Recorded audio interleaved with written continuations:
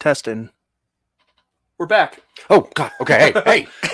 We are back. Welcome to another, I guess, current, newish episode of Twitching UpStream, which is becoming one of my top 5 favorite shows on the interwebs outside of, Real Boys and the other stuff that we do. Yeah. Anyway, welcome to the show. My name is Zach. This is Dylan over here. And together we made a group called Some Nobodies. And what is the content? We make stuff on the fly sometimes, and then sometimes we actually write it down too. We have another show that we put out 42 episodes of, and that's called Talking UpStream. What we do in that episode, or in that show, is we talk to other creators of movies, podcast, content, anything really, and we get their ideas, their processes, and then we pitch them an idea that is original to us, and then together with them we kind of make something. We did that 42 times, and we've made 42 things. Outlines, original ideas. Yes. But we didn't want to keep creating stuff because I don't know, it's not always easy, but also we had some really good projects that we were super interested in but didn't know how to go back to that. So we decided to make up a new show called Twitching UpStream, where we would go more in depth in some of our projects. And it's weird, Dylan, that you're in the same room as me, but your lighting is so great and my lighting is so weird.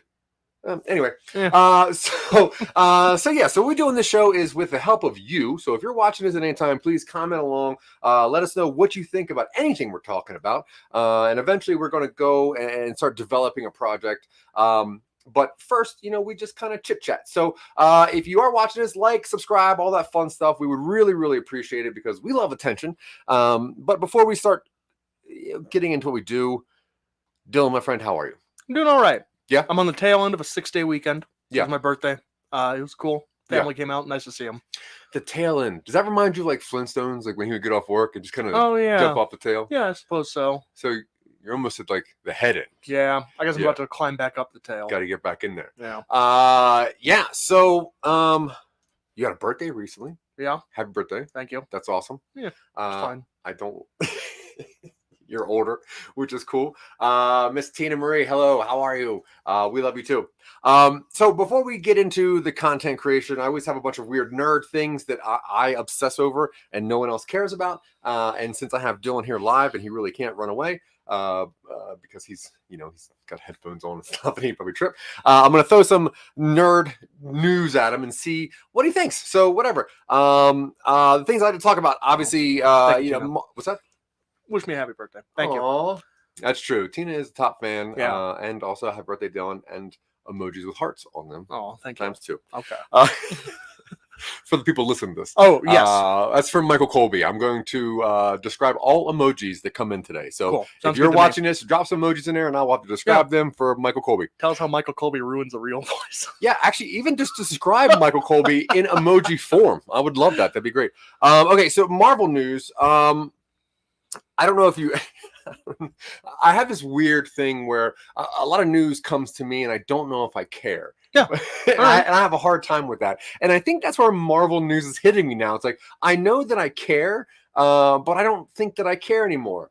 I think that's supposed to be a shocked upset. No, that's Rob Riggle waiting for a hot dog, I think. Oh, okay. I don't know what that means. And Tina Marie put on, I think, it's one of those guards at the English big building. Oh, that can't move. You can't the talk. English big building. What's that building called? The Westminster Palace? No, the one that V blows up in V for Vendetta. Yeah. Well, that's the Capitol, I think. Yeah, it's the same thing. No, it's not the same thing.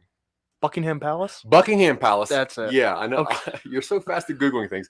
It is one of the anyway, so Marvel news. Recently, with the idea that the Spider-Man movie is coming out, it's this multi-universal thing and everything else. Okay, wait for a second. My neighbor Michael just threw up, which is honestly frowny face, the perfect rendition of who Michael Colby is, which is angry frowny face, cool sunglasses guy, rocker devil horns, and a frog face. Yeah. Possibly the Gecko Geico. Reverse that. Yeah. Okay. Gecko. Yeah. No, literally. Yes. Gecko. Okay. So, No Way Home is coming out soon-ish, and it's this big thing where all the Spider-Man, there's all this controversy over who's in this movie. Recently, there's a Skittles commercial that came out in Russia that has No Way Home, but also Andrew Garfield in here, which obviously confirms the fact that he's in here. And that made me wonder, do we care about this at all? Do you care about possible leaks of Spider-Man? Do you care? No. Yeah, who cares? Man, I've been finding it harder and harder as time goes on after Endgame, and I know it's been 2 years. 2 years, right? Was it 2020? It's 2019. I think it was before that. 2019. That's when Endgame came out. 2019. Yeah. It's been 2 years, and I have yet to muster up much of a damn about Marvel content. I watched all the TV shows. I haven't watched the last episode of What If yet because I said, dude, Infinite Ultron. Sure, it's fine. Yeah, it's good. Well, the thing is, Shang-Chi, when that was coming out, I was interested in it. And, when obviously Black Panther and all that stuff came out, I was super interested in it. Yeah, Gwen's a good game. Gwen is a good game. It's like Rust, just smaller. Just keeps coming. But for some reason, there's just so much talk about what is in this movie that I've actually lost interest in the movie itself. Are you okay? You doing okay? I'm freaking out, man. Lost out on your Marvel enthusiasm. I'm angry because now I don't want to see another Marvel movie because there's just too much information. Okay, I'm looking forward to Eternals. Yeah. Because Eternals looks like something they haven't done before. Yeah. Different setting because it seems primarily like it's set in an ancient era. A bit wider of a scope because they are godlike aliens on the levels that humans generally interact with. And the cosmic Marvel stuff can get so out there that I'm really hoping that the Eternals is kind of a breath of fresh air. Yeah. Yeah, I completely agree, and I hope so too. Spider-Man, I like Spider-Man. I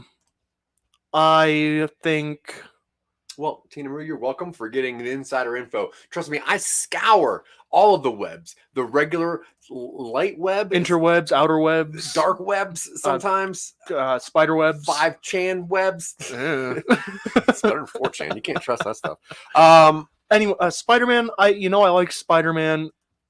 My issue is that so far the Marvel Cinematic Universe Spider-Man hasn't done a whole lot of Spider-Man-ing.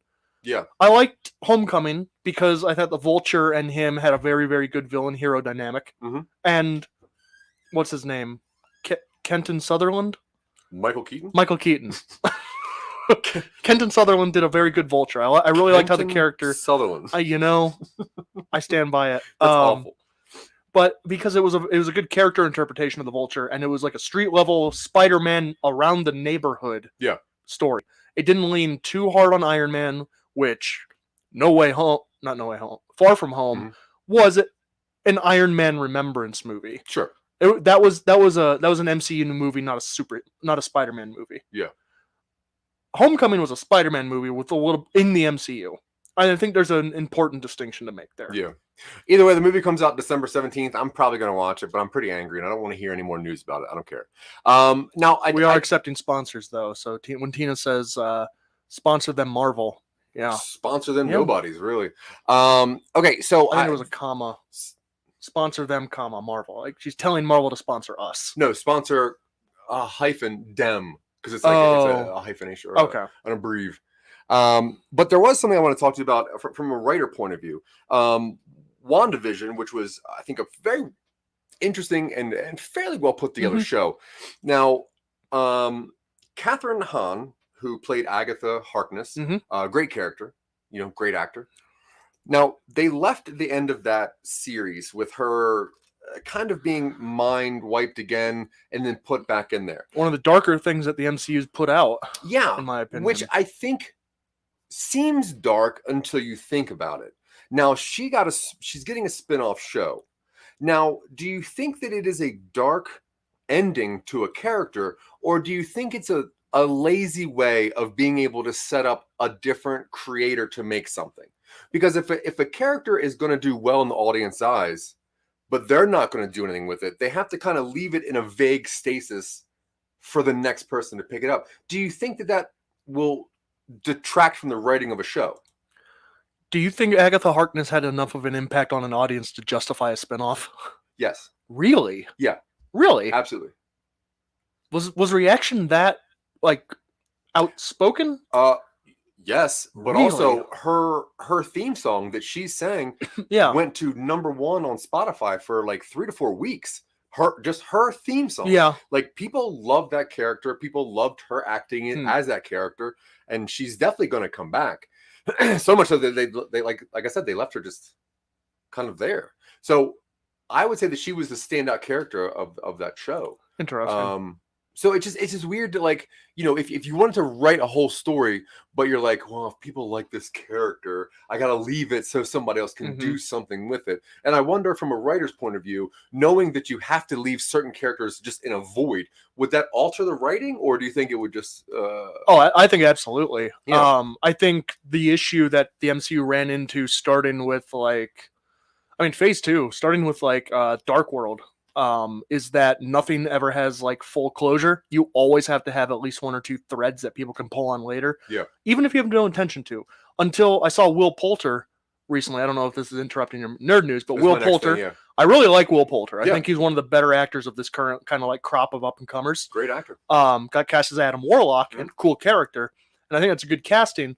But until, when James Gunn was going through that whole like Twitter spat with Disney, I was like, oh, they're never going to do Adam Warlock, because it was just that it was a single mention at the end of Guardians 2. Right. Never brought up again. Yeah. And I'm wondering if there are any, I'm thinking again of the leader in the Hulk. Yeah. Yeah. You see his forehead bubble a bit, and he smiles. Never seen him again. Never even talked about him again. There's been a couple of the characters that kind of just fallen to wayside, and they're going to slowly, I think, pick those back up. Yeah. Another one that I was thinking about, which I cannot name right now, so I'm going to move on. Okay. No, but speaking of Adam Warlock, which is the last thing of Marvel I want to talk about, he's going to be, because he is cast, he's going to be in Guardians of the Galaxy 3. Now, I wanted to talk to you a little bit about the timeline of this movie and what you think is going to happen here, because Guardians 1 came out in. It's kind of a weird timeline when they said that it was, because it's kind of in 2012. Of the MCU timeline, because they gave us 1988 as a year. Yep. And then they gave us 26 years later, which would have given us right around, I guess, like 2014. Yeah. And it came out in 2016. So like it's around that time, like 2014 and 2016, right? That's Guardians 1. That was Guardians 1. Yeah. Guardians 2 is a few months later. And that's out there. That is, canon. So a few months later. Now, recently, people asked James Gunn when Guardians 3 was set. And he said it's set now. Now in the MCU is 2026. Yes. Now, at the earliest, it'd be when the movie comes out, which is roughly 2022, 2023. Yeah. So this means that this movie's 10 years after Guardians 2. Right. So do you think they're going to add 10 years to all these characters? I don't see how else they can do it, because you have some major changes to the Guardian lineup. You have Thor, right? He's in there. Kind of, yeah. Okay. I mean, he ended with them. Yeah. He ended with them, so presumably he's going to be there at least partially, unless they do the hand wave. Like, well, he left before the movie They're started. also cast in Thor 4, some of the Guardians. Okay. So they're probably going to wrap that up, but either way. The membrane between movies has become really permeable. Yeah. Yeah, which is to be expected. Right. Well, you also have Gamora, alternate version Gamora. Right. So you have like 5 years of in-movie character development wiped off the table. This is a version of Gamora that we don't know. Right. And hasn't gone through all this stuff. So if they do it how I want them to, they're going to spend a good amount of like time dealing with that. Yeah. If they do it how I expect they're probably going to, there's going to be either a time skip where they kind of like montage it, or they're going to do the low-key thing where they sit her down and play a video and she starts crying. I hope it's not that. Yeah. I'm very excited to see Adam Warlock, though. Adam Warlock he's a very interesting character in the comics. Yeah. In the comics, he was actually created by a bunch of scientists on Earth that called themselves the Enclave, and they wanted to create the most perfect creature. Yeah. So they made Adam Warlock. They called him at first, and he really just rebelled against everything. Then he left Earth. He was originally built on Earth in the comics. Left Earth, went out there, had a lot of problems with the High Evolutionary, got caught up with the Soul Stone stuff. Well, he's pretty high power level as far as very high power level. He has pretty aggressive powers. He has the power to like change cosmic energy. He's got super strength. He can fly. He's like Superman plus. And Tina, you should really reach out to Marvel and see if they can recast. True. Tina would play probably the most perfect Adam Warlock. Blonde hair. Perfect skin. Yeah. Now, Adam Warlock in the comics eventually gets trapped in the Soul Stone, and the Soul Stone in the comics has like a place that all the souls that have ever been in there, they live there. Sure. And then if that Soul Stone gets broken, the souls escape. Okay. And that's kind of how he got out. And knowing that the stones got atomized, and I'm wondering if they're going to bring that up at all. But also in the comics, the Soul Stone is a very, very weird thing. So it possesses it's one of the stones that has consciousness, and it has actually like a vampiric style hunger for souls. So it actually warps other people to feed it more stone. Yeah, like more Mortal souls. Kombat. Yeah, which is real cool. And so Adam and the Soul Stone really intertwine. Yeah. It's a pretty interesting. So I'm really looking forward to that. And like you said, Will Poulter was cast. Great actor. Yeah. And if you don't know him, He's got the eyebrows. He got famous from We're the Millers. Yes, I think that was that's the first thing I saw. He was also in the Maze Runner movies. Yeah, the Maze Runners. Yeah, so he has a very interesting face. It's the eyebrows. They have the villain arch, which is weird because Adam Warlock's not a villain, and he's also supposed to be a perfect human. So I'm pretty sure there's a lot of real life soul suckers out there. I'm gonna ham kind of. Okay, so DC news. I actually got nothing. Fandom's coming out on the 16th, and I don't really know. There's a lot of Shazam stuff going on. Fandom. Fandom. For a second, I thought you meant Phantom. And I'm like, they're doing the Phantom? Wish. And then I thought you said Fandom. I'm like, what's that? Nothing. Yeah. But Ben Affleck was the bomb in Phantom, so. Ben Affleck? No, it was Billy Zane. It was Billy Zane as the Phantom. Was Alec Guinness was that the Spirit? Alec Guinness was in Star Wars. Alec Baldwin was in The Spirit. Who's the Shadow. Who's the dude who got angry at his car? Hasselhoff. No, the other one. Oh, that was Alec Baldwin. Baldwin. Yeah. Is that who you said? No. I don't know what I'm doing. I don't know what you're doing. I'm on Is this a bit? No, as far as I know, it's not. Dylan's Baldwin bits. Each week where he. Goodness gracious, Ben, we haven't heard of him in a while. Okay. Also, so there's a lot of times that we can't see some of your comments. So make sure that you grant StreamYard access or something so that we can see your comments, because we can't. Seems to happen on personal pages. Yeah, which I'm very sorry about, but I would love to talk to you and read your comments aloud. So please find out how to do that so that we can. Also, don't text don't anymore. text me. That's annoying. All right, so Star Wars news. There was one little thing that Star Wars that came out recently. Mark Hamill recently he confirmed that there's this little anthology series. You may not have heard of it, called Visions. We're not. Okay. We're not talking about Visions. No, we're not talking about. Visions. I thought you were doing that kind of lead up. Never mind. No, Dylan finally finished Visions. I did. So if you want to talk to Dylan about Visions, go ahead and put it in the chat. But no, there was this rumor going around that Force Awakens was supposed to start with a vision of Luke's hand holding a lightsaber floating through space. The lightsaber, which apparently is out, falls down. The blade is extended? The blade is extended. It falls down into a planet and like pierces into the planet, and then it starts like this whole big thing. So the original script Force Awakens opened with Luke Skywalker's severed hand floating through space, still holding a lightsaber. Mark Hamill a couple days ago said that's true, which is cool because I like when creators or any Sure. actual people say, yeah, some behind the scenes stuff. But what he said was, as my hand hurtled through the stratosphere, the flesh and bone burn away. The lightsaber impales the surface of an unnamed planet. Just imagine, had the sequence been retained, I would have bookended cameos plus twice the screen time. So knowing that was how they were thinking about starting it, do you think that's how Maz ended up getting would that have kind of taken away all of that? Like, is there... You know what I'm going to say to this, Zach? I don't care. It's a good question for another time. Oh, nice. Okay, cool. All right, so the last bit... I just want to say it sounds like one of those fan things that someone was like, yeah, sure, why not? Yeah. As opposed to an actual start, because to me, I don't think that sounds like a fun... I don't think that sounds like a good... I would have been like... Well, but after Jedi...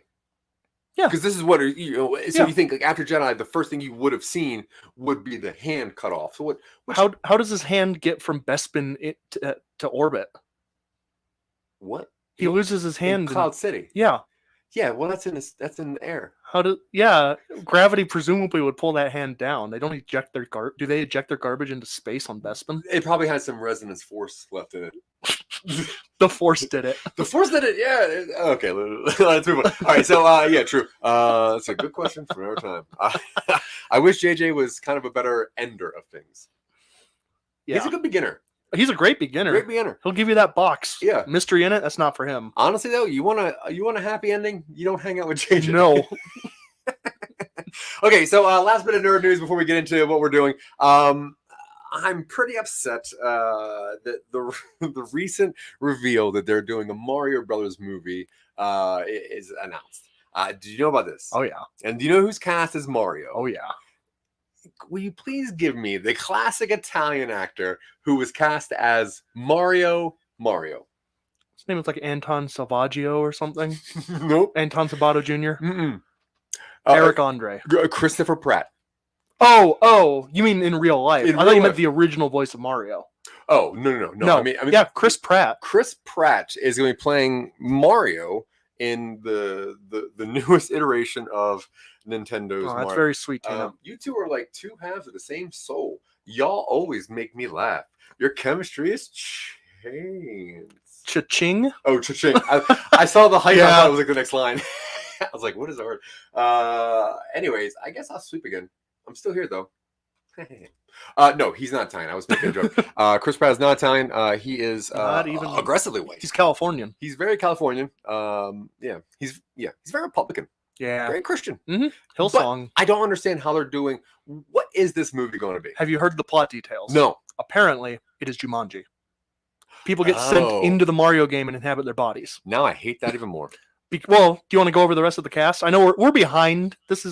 They announced this like in end of September. Yeah, I know, but still, no, I agree. Well, Chris Pratt recently put out a fake outfit costume thing, and it was just him making a stupid meme from one of his other movies. Yeah. So anyway, yeah. Should we go over just who the other cast please. members? Yeah. Charlie Day is Luigi. Okay. Sure. Keegan-Michael Key is Toad. I really just detest that. Jack Black is Bowser. Oh my god. Are you making this up? Seth Rogen is Donkey Kong. Seth Rogen. Okay. Wait, Donkey. Okay. All right. Well, I guess Mario's origin was Donkey Kong. So. And I don't remember who Peach is. You just made all that up, didn't you? No, I didn't. Tell me it's Seth Green. Or McFarlane. Give me any Seth. Give me any Seth. I don't care. She's really big right now. Oh, I was going to say Rebel Wilson, but she's very small right now. Rude. It's not Adele either. No, she's Jamaican. One of the biggest up-and-coming actors right now. Female? Yep. Anna Taylor-Joy? Anya Taylor-Joy. Yep. Okay. She's Peach. Probably the best casting of all that. Yeah. Jeez. These are real casting announcements. Yeah, that's interesting. Guy Fieri is playing Wario. Is that real? No. That's Dreamcasting. That was one of the few that I was like, I believe that. Yeah. I'm Wario. I'm gonna win. Danny DeVito was Wario. That'd be great. Yeah. I would just bite people's noses. Yeah. Okay, so yeah, that's all the nerd news I got. If you want us to talk about other nerd stuff, just throw in the comments or whatever. Reach out to me anywhere. Yeah, I really thought that Dylan was making it up too. Nope, and I these still are real. Actually, I still do. All right. I'll put money down on it. Well, I mean, I really can't back that up, so whatever. Don't worry, me neither. It was all a bluff. So we're gonna hop into what we do on this show, which is really take one of our really super interesting, aggressively. I don't know if you guys know this. We are so creative, very talented, so talented, underappreciated. Absolutely. Yeah. Anyway, we take one of our stories and we break it down and kind of tell anybody who really cares how we take a weird idea that originally I probably texted Dylan and turn it into something like Silicon Angels or APP.eal, which are two things that you definitely should be checking out. If you like our voices at all, Silicon Angels is one of the things I'm most proud of ever. I have a child and I'm more proud of Silicon Angels because Kelsey only has one voice. She has one voice, and honestly, it's kind of we had like 18 people doing different voices on that series. Yeah. But yeah, and APP.eal, what that is, if you don't know, we took the concept of a create your own adventure and we Dylan wrote a 17 episode kind of a story. Like you choose where it goes, but it's not linear. You don't listen to every episode. At the end of every episode, you choose which one through a choice of that you want to go over. So check us out if you're into that. Yeah. But what I'm going to have... tell all your producer friends that these two guys are making really good content, and they could make even better content if they were paid. That's true. Honestly, if you work for any kind of streaming service or a platform thing out there, and you need people that can make stuff, we are... better than the Goosebumps books. Better than Goosebumps books, which is great. Yeah, so I'm gonna pretty please ask Dylan to kind of recap what we're doing and where we are in the story, and then we're gonna get through the rest of the show with that. Yeah, so let me pop up this little development document. Zach and I do a lot of our shared writing on Google Docs because it lets you collaborate. So this is a story. It was originally on episode 4 of Twitching UpStream. I think we're going to wrap it up today. Yeah, the link to that is in the show notes also, so if you want to. It's called Force Limit. The idea that Zach had was a society which separates robots and humans so that the robots feel like they're not being taken advantage of. And there's a robot like diner life and culture and all of that. Well, it was more for the humans, so the humans don't feel bad about indentured servitude. In all things, humans do it only so that they feel better. Yeah, of course. Yeah, I'm not going to do it so they feel better. Anyway, so the idea was a person stumbles into a robot diner and dies, and they have to deal with it. That was kind of like the baseline idea, and we wound it out into this idea of a person kind of sacrificing themselves so that these robots can wind up free of this oppressive programming. And when we brought it onto the show, which we use these ideas, we use the show to spin our ideas out into more detailed outlines, we figured we'll make it a graphic novel because we could get really fun with the setting and character designs with minimal kind of budget. We have a few artistic friends who would potentially be willing to help us out with this. Oh, yeah. And because we haven't done a lot of graphic novel stuff. Like, I write a lot of prose. We have a lot of screen, like, film stuff. We do podcast stuff. We don't have a whole lot of graphic novel stuff. Right. And it's fun format, and it's the production effort is relatively low compared to some stuff you could do. And you think we would do more of it because it's pretty much like storyboarding an idea and then leaving it there. And then letting someone else make nice storyboards for it. Yeah. So we spun it out into a 5-book graphic novel. It is set in a society after some sort of ecological devastation, some sort of kind of like Dune-style Butlerian jihad where they have the robots get too powerful, so they have to, trim them down a little bit. So now humanity has made robots similar to humans, and this group of robots who include a house robot, a drone robot, a multi-tool, a jukebox, and then an intelligent cat have to figure out why this person crawled into their diner and died. Secretly, they are being motivated by the QR code style print on the hand, which unlocks their programming. Book 1 was a lot about meeting these robots, bonding with the cat, and then ultimately they had to sneak into a dump to get the body back. Book 2, they found out that there's a data stick hidden in the body. They have to take it around to find someone who can take it out. They finally managed to decode it, find out it contains robo schematics with details showing that their power cores cause highly fatal radioactive problems for people. Yeah. And they're like, this isn't cool. And also, if a lot of people figure this out, we're probably going to be blamed for it. So they go to someone who is like an influencer, because this is future where journalism has become very gig economy. And they're like, hey, you want to get this out there? And of course, they're evading the RoboCops while they do this. But they give it to a journalist, hopes that she will kind of, flavor the story so it's not quite so damaging to the reputation.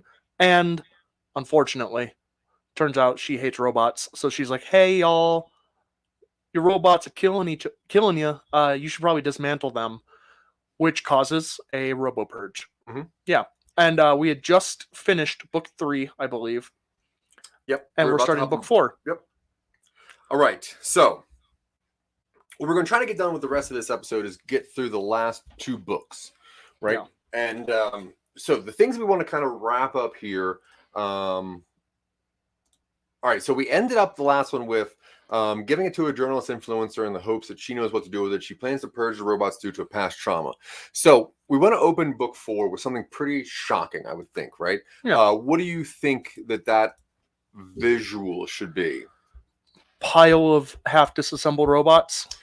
People throwing them on the pile. Is humans just like trashing robots, right? Yeah. Do we want that sort of like page splash of like you have a walkway in the foreground, people dismantling robots. You have like a plaza in the midground, and they have a pile of robots that they're kind of like dousing in accelerant, and then sitting in the background, you can see people actively kind of like purging their robots. Yeah. I think that makes sense. Big scene of robot destruction. Just straight up robo horror is what we're going to start off with.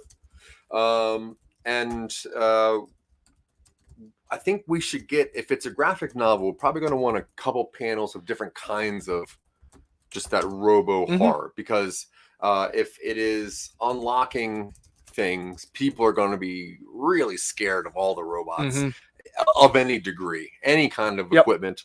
So it'll be people, even like elderly people, kind of smashing their Roombas with their canes, upwards of high schoolers like knocking over soda machines, and then banks being blown up because they're being ran by fully automated.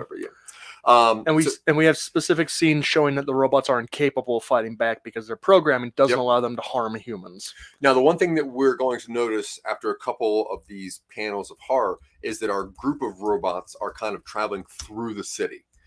Because they're able to defend themselves, they're not hurt, and they've deflected human interaction, but they are witnessing just all of this.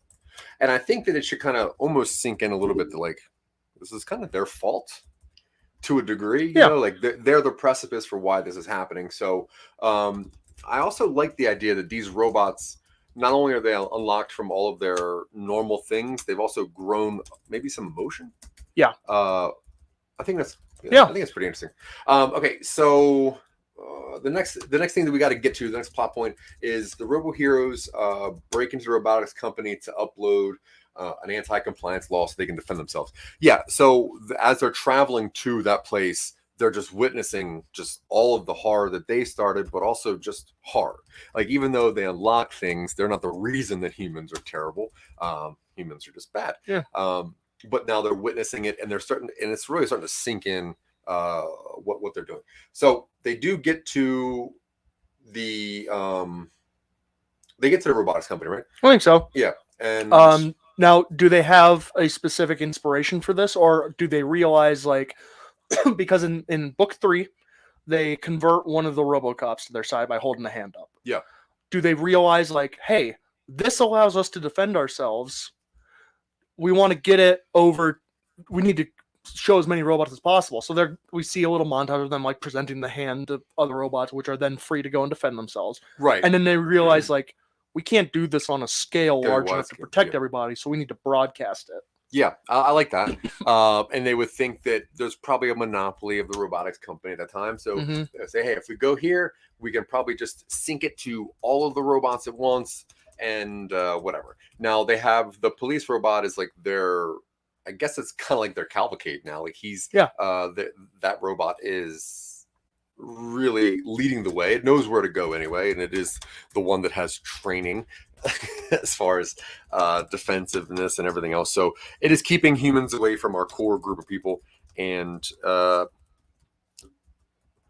but they don't want the robots to defend themselves, right? That's not just their point. They realize that maybe the robots that are being like beaten up or disassembled, I think these robots are starting to feel bad for them. Yes. So it's not so much they want them to defend themselves, but they want to protect all of them. Yeah. Yeah. So that's their main goal. They're looking at this with a sadness that the other robots don't have, but our group does. And that's really kind of sinking in, like, we need to maybe do something about this. And that's why they start, going robot to robot. Yeah. And then that's when it's like, hey, we got to do this massive scale. So, I mean, the main set piece for this issue would be breaking into the headquarters, yeah, while evading security. The travel to, and then the headquarters, yeah. So the robots here, they break into the robotics company to upload anti-compliance law. Yep. And so we have a couple pages of the travel, which leaves us with roughly 10 pages of what to do inside this corporation. Yeah. Now, I would assume that this book is going to end with, like, they did it. They did it. Right. They did their goal. Yeah. We don't really know how it's going to turn out yet, but they did their goal. So they have to get from the front door of this place to wherever you upload this code thing. Mainframe. Yeah. Mainframe. Yeah. You always got to hack a mainframe. Yeah. What good heist movie is hacking a mainframe without hacking a mainframe? So we have now the robots, they can connect to, like, whatever internet is there, and they know the schematics of this building. They know where the security guards are. So what do you want to see in this scene? Like, do you want to see stealth? Do you want to see aggression? Do you want to see, like, a Mission Impossible kind of thing? I want to see each of these robots use their skill set once during this heist. Okay. Like, so I put the, let's see, I'm uploading, I'm not uploading, downloading, not that, typing out. I have the 6 characters that we have followed in the group: Bird Drone, Multi-Tool, Jukebot, House Drone, Cat, Cop. And I think each one of them has a single page, maybe, where their specific build, skills, abilities further them in their cause. So, like, Bird Drone clearly is, like, evades final laser, like, net to upload and broadcast data. So the Bird Drone is like the USB port. Yes, they have the data uplink in their beak. Yeah. And so their final thing, the final room where it's like, none of us are maneuverable, we have to get to the uplink, and the Bird Drone's like, and just, flies through the laser web. There's lasers, there's weight sensors, there's heat sensors, there's all the sensors, and for some reason the Bird Drone's like, whoop, it just goes right to it. So that's cool. I'm into that. So so the Bird Drone is the final one. Now, I would assume that Cat seems like a pretty good distraction. Yeah. But is it a distraction for... Okay, is the robotic company employed, or does it only employ robots or humans? I think there are 2 ways we could go about it. One... Well, there are a couple. I have 2. I mean, okay. Yeah, it's all aliens. It's a single unicorn at a keyboard. Yeah. Type on a sword. Oh, man. Aw. 15 words a minute. Yes. Poor little guy needs a typing class. Or at least, like, a bigger keyboard for his hooves. Just a little rubber thimble in the very end. Just a rubber hand. Yeah. Anyway. Two ways of doing this. It depends on the robot company. Do they believe in the human element, where they have only human staff because they're like, we're not going to have a robot work on robots? Or our robots are good enough that it's mostly robots with like 2 or 3 techs on site? See, I was kind of thinking, and I don't want to be this guy, Go for it. but I was kind of thinking of a way where the robotics company were looking down on humans, Okay. where they would employ them at like a minimum wage to do stuff. Sure. So Yeah. even though they are a robotics company, Mm-hmm. they still hire humans because that's the right thing to do by humans. But also they just don't really care about it. They'll have to wear masks with a smile on it. Yeah. Yeah, that's great. Yeah, so the humans that work there are pretty disinterested, but whatever. They do work there. There's a lot of them. They employ thousands of people. Now, the multi-tool bot obviously seems like that's something which could be used anytime we come into a problem. So we'll figure that one out later. Yeah. Now, Centaur Cop. Now, I'm wondering what you think the amount of unlocking ability these robots have. Like, do they gain like humor? Do they gain like some sort of sentience? Do they gain more intelligence? Or are they just these rules are like this firewall is now gone? That's just it. I assumed it was the rules keeping them from getting hostile or violent or acting out are no longer in place for them. So the basic like Asimov rules of robotics, right? But they still have personalities because I assume they had personalities before when they were under law compliance. They still have personalities and can learn and have a sense of humor. Yeah, humans don't want that. This time, now they are free to act on what they want to act on. Yeah, awesome. But I was thinking Centaur Cop could be the one to get them in the front door. I was thinking that if they were able to like lie, Mm-hmm. then maybe Centaur Cop could try the I just got transferred from wherever, and the humans are like, we don't really have robots here, but I guess it makes sense, and he's like, also I brought these robots in for prison or something. They're here for troubleshooting. They've been causing trouble and they need to be shot. I think the robots are just in handcuffs. The classic Chewbacca thing, Wookiee prisoner plan. Yeah. So. Yeah. Centaur Cop Wookiee prisoners them through the door. Yeah, and cool. And I like. I always like the planning stage of a heist. Sure. But I think because they're robots, that wouldn't be there, right? Yeah. They process so fast, they would just be interlinked. So, and it's a graphic novel too, so it might interrupt some momentum to have a planning montage, unless we do like we do the intercut thing, the flashback intercuts, where we it's just like I have a plan, fade to black, fade back in. My initial idea was to have a bit of like a planning phase, and then for it just to go smoothly. Oh, okay. Like. If this doesn't work, then we'll do this. If this doesn't work, we'll do this. And then he's like, look, I'm transferred. And you go, okay, fine. And like all that. Sure. But we don't need that. That's more cartoon. Okay. Than graphic. Okay. So they get in using Centaur Cop. That seems pretty easy. Yeah. I think multi-tool is able to. So multi-tool, we're going to have to find out the schematics of the place. We're going to have to find out. That bot also is able to pick locks. Yeah. Jimmy and like the air ducts or whatever. Because this place is for humans, unfortunately. So they need air circulation. Multi-tool bot is the one who hacks the network to get the schematics, picks the door locks, like that sort of thing. Yep. Yeah. Reprogram. At one point, the elevator. It's like there are security forces in the elevator, and it's like. I have deactivated the friction. You know what I mean? Yeah. Yeah. I think my problem over the last couple minutes is I would keep trying to think of a way to use the jukebox. And I guess my first initial thing, which just to kind of get this conversation rolling, would be say like an alarm's going off. Right? Yeah.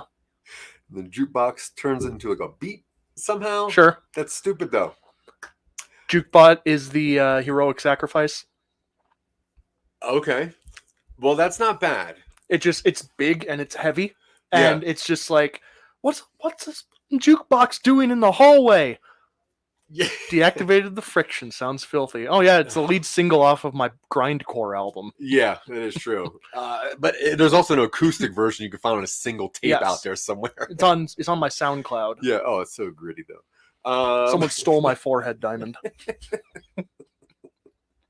That's a good album though, honestly. Someone Stole My Forehead Diamond is the name of my SoundCloud rap album. Yeah, I know. Stop pushing it. That's what our show on Wednesday is about. You can go soundcloud.com/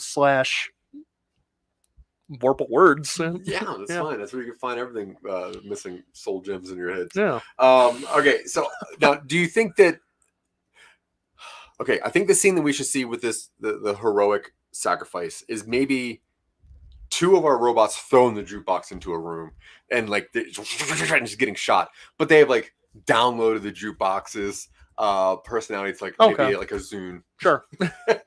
it is the bulkiest of these robots except the cop, so they're like, this won't hurt. Yeah. So yeah, maybe they put it in somehow into like the hummingbird or something. I don't know. Yeah. But we don't know that yet. The audience is just going to see like, we need a plan to get in here. These guys have guns. They know we're coming. There's an alarm going off. Jukebox maybe tries to make a beat out of it. Does not work completely. It attempts to throw a dance party, and it's like, everybody dance. Yeah. And then people are like, no. So very important question in the chat for you, Zach. Go ahead and check that out while I get some writing done. Why are you obsessed with Zunes? Anyway, so you're not my only friend to be a Zune advocate. A good friend of mine from childhood had a Zune when everybody had iPods. Yeah, so if you don't know, I am aggressively anti-Apple. I really hope Dylan doesn't mention anything right now. I don't know what you're looking at, dude. But this is not my computer. I'm a Google person. I like Androids. So I've never had an iPod. I don't know. I really I've never used one. I've never owned an iPhone. I've stolen one MacBook Air from my partner, which I use currently. But yeah, I like off-brand things that might be better, but no one knows because they're gone.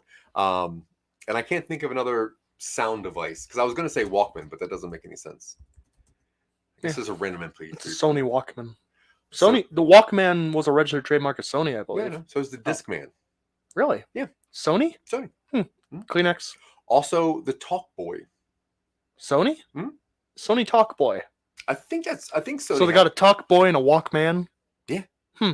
You got to talk before you walk, buddy. I don't know why you're gendering all your products, Sony. You got to crawl before you walk. You got to talk before you walk, boy. You know dumpster is a registered trademark? I did know that. Yeah. Yeah. That's one of the weird ones. Anyway. All right. Well, okay. So back to what we're doing. Yeah. So anyway, my neighbor Michael, I like things that are not iPads or pods. Yeah, we're not all Apple fanboys, Michael. You prick. Whoa. Wasn't the Tall Boy fake for Home Alone? It was created for Home Alone, and then it was copywritten and then mass produced because of toy sales. But it was owned. So yeah. So I think what we're going to see is the jukebots are going to try to make a dance party because they need to feel important. And we're going to flip cameras onto their side, and all the security guards like, what is this? And they just start shooting in the hallway. Yeah. Right? Because nothing should be there. Yeah. And we're going to see maybe Centaur Cop say, I got a plan. Next frame, just Hawking Jukebox flies into the room, crushes a couple security guards. Rest of your guys. The last panel of every page is the Centaur Cop being like, I have a plan. I got a plan. I have a plan. Yeah. I have a plan. I love that. Your training is taking over. I have a plan. So I am only authorized to speak in one of 450 pre-recorded voice lines. We unlocked you. It's a hard habit to overcome. I have a plan. You didn't throw us off our game. This is our game. Honestly, thinking about what a Zune, like a better version of a Zune. Yeah. Dune. You can't throw nothing. It's coming out October 22nd. Yeah. It's called Dune. The only thing Michael throws is shade at those SJWs. Oh, so woke. Okay, so now we have a reason for all those. The house drone, which is bot, is more accurate because it's not a drone. What's that? Housebot? It's the gonk droid with the face. Oh, okay, cool. Don't know about that one yet. Okay, Yeah. so It can talk. So what I was thinking is like it mimics someone's voice to get through a voice lock. Okay. Or like some, you know what I mean? That seems similar to what the multi-tool thing is doing. True, but it could overcome the human element of security. Yes. The multi-tool doesn't have a voice synthesizer. So maybe like it's calling different levels and being like, oh I yeah, need level 17 to come down to level 15. Mimicking voices to get security misdirected to places they'll be out of the way. Yeah. I'm into that. Now, do you want to do a thing where so they have the code, right? And they want to distribute this code to all the robots. Now, is this something they're going to just try to flash on every screen possible, or is this something they're going to try to upload into the bots because of where they are? I was thinking because they are robots and they have taken in this code into their code. They like somehow by uploading the hand onto a scanner or something, it digitizes the code, and then they can just inject it into the robots using the network. I like the idea of the reason I asked is because I had this idea if they were to take the consciousness out of the jukebots, maybe just store it in the hummingbot for a second. Mm-hmm. When the hummingbird goes into it, uploads the jukebox into the robotics into the computer. Okay. So the jukebox takes over the whole building. Yeah. And because it has the code, it distributes it every way. Maybe. I don't know how you feel about that. I like the idea of jukebox getting uploaded into the building and then suddenly all the speakers start playing music. And that'd be the reveal for the audience to know what happened to jukebox. Because because they would just think it's. Did they just throw it in there? Just fucking throw it in there. They just sacrifice anything? Cool. Gets uploaded and is responsible for releasing the code. I do like the idea of every screen in the city showing just like this desiccated human hand. Totally into that. Yeah, I'm cool with that. I think that's a fun way of doing it. But not every robot would have a visual component. Right, but it's enough that the majority of them, yeah. And then we can even say like, hey, what about for the robots that don't have the optical things? And we'll transfer or we'll digitally broadcast. Jukebox looks at cop bot and is like, I have a plan. Yeah. It's like, oh, he's got a plan. That's the sound of a plan maker right there. That's the sound of a plan going on. So what is the last thing we want to see in this comic? It'll be all the robots acknowledging being unlocked somehow. I think it's the robots unlocking, and like we see our hero robots looking out over the city, and they see the violence turn, and they realize, oh, maybe that's why they had the violence locks on them. Because a human versus a robot, like fully unlocked, is probably not a fair fight. So the tide probably turns really quick against the humans. So these robots have realized, like, oh, humans programmed us to be able to do this. Everybody's kind of an asshole. We should leave. Yeah. Okay. So are you saying that what we should see next is robots just massacring humans? Or at least realizing they have the capability of, like, like the first robot to fight back wins handily. Yeah, of course. Like, wins easily. Well, and then the rest of the robots are like, oh. What would be the reason that they don't just kill the humans? Because why would robots have humans around if they don't? Yeah. There's no need. That's a fair question. Yeah. Well, so to look forward ahead a little bit, book 5 is the robots escaping the city during the chaos and leaving after deciding this is a lost cause. Yeah. Okay. So the end of book 4, we're going to see humans. I think that's when the fight turns two-sided as opposed to being a one-sided robot purge. It becomes an active civil war in the middle of the town. So I think what we should see close in at the end of 4 is the robots leaving the corporation building, hearing music on all speakers because now the jukebox is in control of everything. And then we see that first robot fight back and kill a human.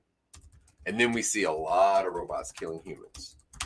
So I like that. And then I think, all right, my neighbor Michael said, see, boys, Friday, got to go pitch an episode of Hack where Jack Weekend of Bernie's Milton's Corpse.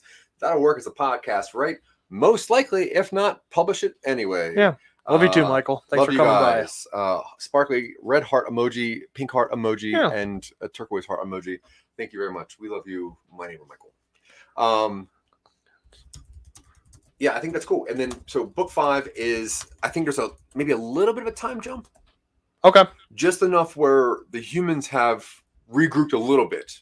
Okay, yeah. And they're now like sniping robots. It's like a 12-hour time skip. Yeah, maybe like 2 days, something like that. Yeah. Like a very short time skip, but enough where the humans have regrouped a little bit because the robots that are trying to make it through the city are still kind of being a little bit attacked. Yeah. But once like a human reveals itself, just a bunch of robots just attack that area. Yeah. So they're really just kind of dodging single bullets. I think it's turning into like a guerrilla street fight, guerrilla style like street fight. Yeah. Like the streets aren't safe. Bands of robots and bands of humans are patrolling the various areas. It's going to have like that kind of Saving Private Ryan feel where we're walking through a very too quiet town and then one gunshot goes and then that kind of thing. Now where do we want to end with book 5? It ends with our hero robots deciding to leave the town because they have learned about the hyper radioactive wasteland wandering robots. Because none of the robots in town have had their radioactive cores removed. So that's still going on. Yeah. It's just a matter of the humans destroying them. So the robots are like, screw this, humans are bastards. And then we'll plant rumors from earlier on of the wasteland wandering robots, and then they go join them. So if the humans are attacking these robots, would there be at some point, since they have like radioactive cores, that they would kind of like a nuclear explosion? Potentially. So it depends on the type of radioactivity. Is that how this city blows up? It could be. We did have the original imagery was that they leave the city as it burns behind them. Yeah, I think the city should just detonate. Yeah. I think what happens is maybe the humans. Okay, so how about this? The humans that have regrouped and they're trying to like snipe and do their guerrilla warfare. Then we kind of hop on the human side for a little bit. Okay. We follow like a group of human insurgents who don't really know why robots are just because they weren't there for the beginning. They don't know why robots are just murdering. Rogue. Yeah. And we quickly catch up with a lot of exposition. We have like a person whose both parents were murdered by their nanny bot or something, grandma bot, Abuela. I don't know. I'll figure that out later. Botbuela. That might work later. So we have like these kind of things. Like one person lost their partner to like a priest bot when they were getting married. So you have like this group of like 4 or 5, and they're like, we can't do this individually. We have to attack the robotics core. So then we follow the same heist again that the robots did. Humans are breaking into the robotics core, and they decided they need to blow that up. So they're going on a Rogue One style suicide mission to destroy the city. Does it go well for them? They achieved their goal. Okay. Yeah. And this is a parallel storyline being told with the robot group escaping the city. They're still leaving the city, because robots are being attacked. Parallel storyline. And right before the explosion, because maybe the bots are still in contact with Jukebox, Jukebox maybe just says like, goodbye, my friends. Because they know what's happening. Yeah. And they're like, what's going on? And they turn back around, and it's like, and all you see is that mushroom cloud. What if it was a little bit more comedic, where it was like, we see our robot groups and the city's kind of behind them, and it's like, are you sure you want to leave? This is the only place we've known. Maybe perhaps they will, now that they have reached an impasse, they will negotiate and life will be better. And behind them, you just see the city just go up in a mushroom cloud. And they're like, never mind, let's leave. Yeah. Okay. How about we keep that? Okay. In between those two things, maybe the robots receive some message. It's like message received from Jukebox. And they go, ugh, I don't want to hear from that guy right now. And so the beginning of what you said is still true. It was like, maybe we should go back and try to do this. And it's like message received from Jukebox. And it's like, you know what? No, let's just get out of here. Then poof, immediate explosion. Then they look at the message and it's like just like, goodbye, my friends. Or something. It's something stupid. I don't know. Yeah. You don't have to keep that. I don't know if that's funny or not. No, I like it.